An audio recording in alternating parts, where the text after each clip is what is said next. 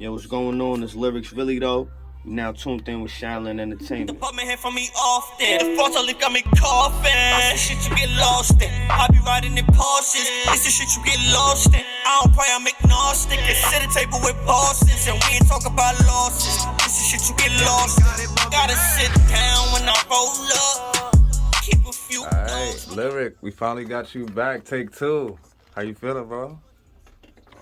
Good. Can't complain. I really can't. Another day, another dollar. Yeah, you know, regular. How you been passing time during this pandemic? Been working. I got a job. You look tired, bro. Nah, not tired. I just been working. You know what I'm saying? Trying to get this money. Trying to change my life, you know. Make a lot of things happen. Enjoy myself, you know. Why not? Nah, big facts. Life is too short. Life is too short not to go, around enjoying it to the fullest. But it's our first time publishing you here on Shaoliiin Entertainment, so we're gonna get the full story. That's cool with you? Yeah, that's cool. Last time I OD'd, I was running my mouth. I was a little drunk and shit. Nah, but that kind of helped me out because now I got a little bit more backstory. Let's get into it. Where was you born and raised? I was born in New York, in Manhattan, like Harlem Hospital. I was raised on Staten Island for the most part. And I lived in Jersey City for a little bit. Then I moved to PA for a little bit. And I came back to Staten Island, so. Yeah, my boy was a nomad. You came up with your mother and your father? I know you got a crazy story about that. Yeah, my mom's raised me. My pops got deported. That's a whole story. I don't feel like getting into it right now. But yeah, he got deported. But I haven't been in contact with him for most of my life. Just in recent years, I got back in contact with him. And, but yeah, I grew up with my mother. She raised me, single mother home. She from Africa, doing what she gotta do. Where they deport your father to? He went back to Africa. At first, he went to England, then he went back to Africa. So he's back in Sierra Leone. That's where we from. All right, so my boy there is actually from Sierra Leone. It was where my family is. I was born in home. You want to make the move back to the homeland? Yeah, we going real soon. Probably by the end of this year, something like that. How was it like coming up in Staten Island? It's weird. What's the weirdest part about it? Niggas that know you and not even know you. Like what? Like, niggas, like, you know what I'm saying? You niggas that know you, you don't know them, and niggas that hear shit about, like, I done hear the weirdest shit about me, bro.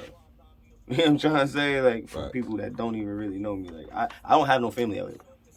Like, for the most part. So, it's not much that much people couldn't know about me. So, when I hear shit about me, it's like, fuck you get that from? Like, you know what I'm trying to say? But, it's a lot of people close. This one's related to that one, and that one's close, and this one had a story with that one, and it's a nasty mixing pot. It's like the bottom of the mixing pot, it's real. Yeah, I know what you mean. I'm the type of dude, I don't like speculation. Like, if you got an issue, like, you want to know something, go directly to the source. That's why I'm here, you feel me? So, you got, what's your craziest experience coming up out here? Depends what you're talking about. All right, let's talk about recording an artist. What's your craziest studio session? I don't know. I've had so many fucking sessions, man, and I've met so many different people, bro. And it's like I done seen some of the weirdest shit. I done heard some of the weirdest shit. Like I'm trying to think. Like, bro, I done seen so much shit, bro. I can't even. One day, like, I can't even really. Crackhead. Who? Trinity.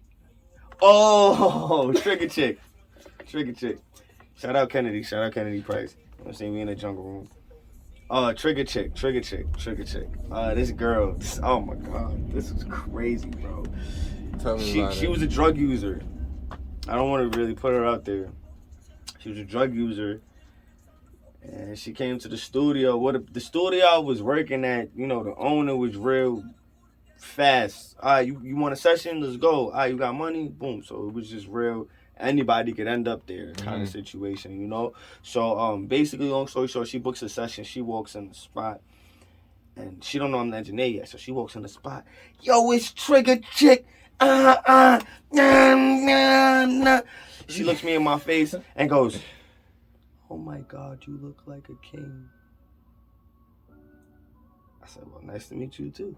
You know what I'm trying to say? Like, her whole demeanor changed. Like, You feel what I'm trying to say? So I'm like, what's going on here? Like, you know what I'm trying to say? And she gets in that booth, man, it was like an exorcism, bro. I kid you not, my nigga. She was in there, like when Nicki Minaj goes Roman, Yeah. like the worst.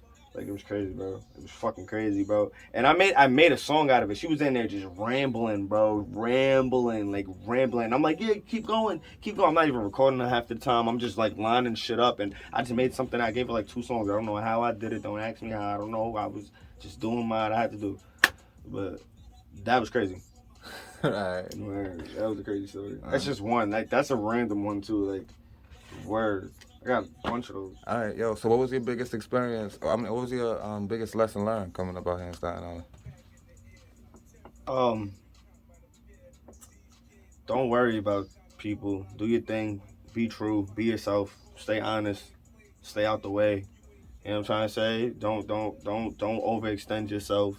Not to say like don't trust nobody. There's good people out here and shit like that. But just, take care of you and your family. Like, you know what I'm saying? Don't get involved with everything out here, bro. It's not to say there's nothing out here, because there's a lot out here. There's a lot of good shit out here.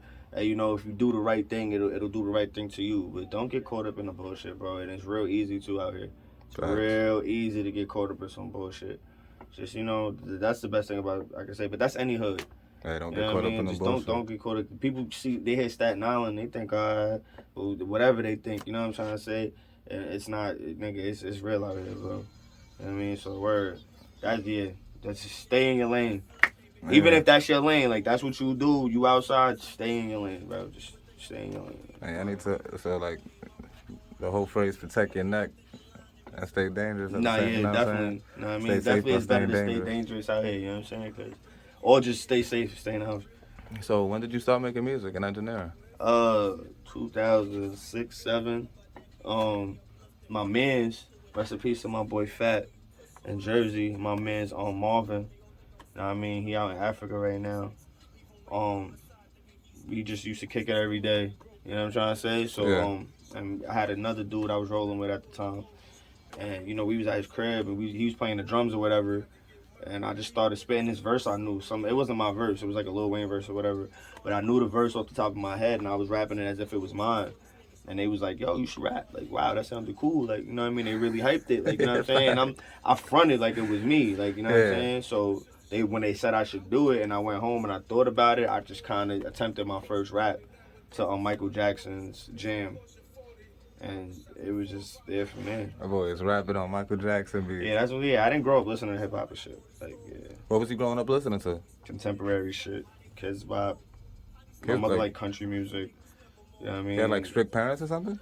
Nah, my mom is she's African and she's Christian.